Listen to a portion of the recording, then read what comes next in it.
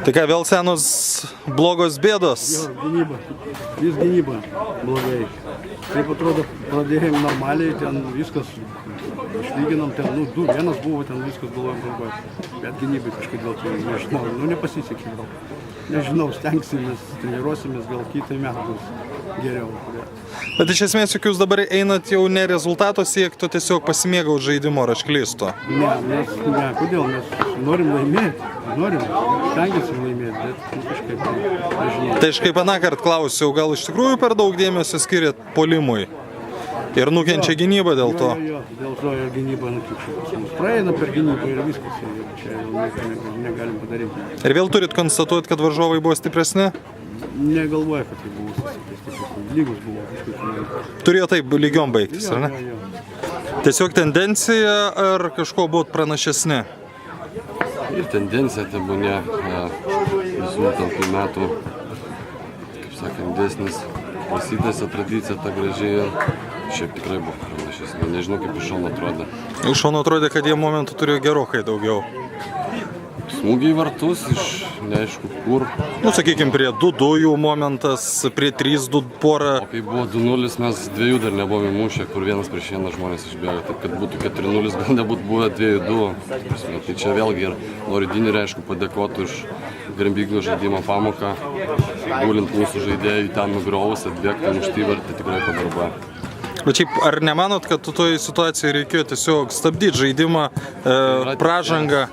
Aš turiu omeny pražangą. Tai galbūt pasimeta, tikėjosi, kad sušvilps, kažkas pasišnekėjo, sekundė, 2 to ir tai reikia, bet žinant jų charakterį, tai tikrai negarbėjau. Dėl to ta pergalė dar malonesnė? Būtent tai, tikrai. Ar yra komanda, prieš kurią labiau džiaugiatės laimėję? Nėra. Kur sugriuvot?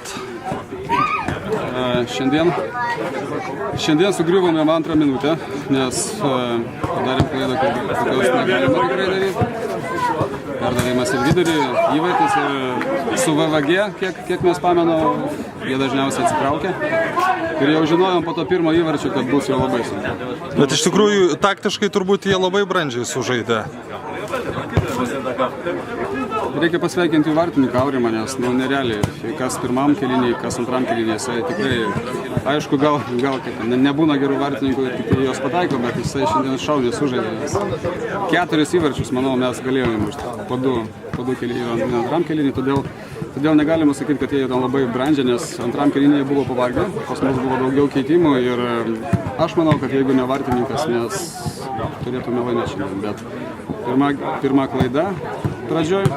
Jeigu ne jie, kaip būtų kloščiusios rungtynės? Jeigu ne jinai, iki to pirmo... Jie vis tiek turbūt būtų daugiau gynėsi jūs puolė. Taip, aš manau taip, iki pirmo to, kol buvo rezultatas 1-1, jeigu ne ta pirma klaida, tai būtų turbūt sąžininga, jeigu būtų 0-0, nes jie sumušė turbūt visus smūgius. O tiek antrą, tiek trečią įvartį jie įmušė grinai dėl to, kad mes stovėjome ir žiūrėjome, kaip jie mušė po atšaukimo. Tiesa, kad geriausias rungtynių žaidėjas jūsų vartininkas? Šiandien Audimas gerai sužaidė, išgelbėjo mūsų kokiuose 3-4 aptraukose. Tai stipriai sužaidė, bet ir visa komanda gerai žaidė. Tikrai visi gerai atsidavė, gerus įvarčius įmušėm ir visa komanda ant 10. Rimtas rungtynės. Šiaip toks didelis rezultatas, sakykime, Fortūno šypsnis ar nusipelnė tokios didelės pergalės? Aš nežinau, aš visą laiką Onyxą vertinu kaip labai gerą komandą. Bet iš tikrųjų jį gerai yra, ar ne? Jinai gerai yra komanda, tikrai ir stipri, ir disciplinuota, ir su jais malonu žaisti. Tikrai varžovas pagarbos vertas. Mums paėjo, Audimas nuėmė jų įvarčius, mūsų gynyba gerai sužaidė, sumušėm savo įvarčius ir turbūt toks futbolas buvo gražus akiai ir tikrai smagu matome šiandien. Jeigu nebūtų tos antros minutės, kaip būtų kloščiusios rungtynės? Nežinau, komanda eina ant užsivedimo, įeinama į tą etapą, kai malonu žaisti, malonios komandos ir čia bet kas gali laimėti. Kai būtų sunku kalbėti. Šiaip tikrai šiandien gerai žaidėm, tai manau vis tiek būtų gerai. Ar galim sakyti, kad už visus tuos kartus, kai jums sekdavos, šiandien buvot nubausti? Šiandien sėkmė tikrai ne mūsų pusėje buvo ir tikrai realiai tiek progų turėjom, kad iš tikrųjų turėjo rezultatas kažkoks toks galbūt. Kas jums būna, kai jūs išeinat žaisti su Vilkais? Tai yra iš tikrųjų dar nenugalėta istorija komanda. Aš manau, Bet jūs patys suprantat, kas yra, ar čia... nežinau, čia karma turbūt, karma is a bitch, nežinau iš tikrųjų. Bet su jais, realiai vieną kartą lygiuose esam sužaidę, visus kitus kartus pralaimėję. Kas keičias iš esmės turnyro lentelėje po šio pralaimėjimo? Vilkai tampa lyderiais. Nu, bet ne, kas šiandien yra, tai aš suprantu, bet jeigu žiūrėtumėm truputį į ateitį, tai labai yra... Labai negalima atsipalaiduoti iš tikrųjų, dar plus laukia ateinančias 2 varžybos labai sunkios su lyderiais, su Karlsbergu ir su to pačiu Žaibu Kirčiu, kuris gali susirinkti su mumis ir, kaip sakant, padaryti mums kažką tai. Nu, aišku, kad jie norės įrodyti, kad gali gerai žaisti. Jie tikrai kabinsis, ne ta komanda, kuri nuleis rankas ir nežais. Tai laukia 2 O sakykime, prieš šias rungtynes jūs jau galvojot, kad esate atsiplėšę, kad jūs čia... Tikrai ne. Nėra komandoje tokių kalbų. Tikrai nėra tokių kalbų, iš tikrųjų 3 taškai mūsų Vilkai skyrė, čia visiškas vienas varžybos, tai vienas pralaimėjimas. Tikrai nebuvo jokių atsipalaidavimų. Turim laimėti visas likusias varžybas. Kai išlyginot, įsivaizdavot, kad vėl gali jie įmušti ir pabėgti? Aš tikėjausi, kad mes jau įmušim, kad jau progos, kaip sakant, mūsų bus realizuotas, kurias pirmą kėlinį nepavyko įmušti. Jeigu būtumėte įsiveržę į priekį, tai būtų pabaiga?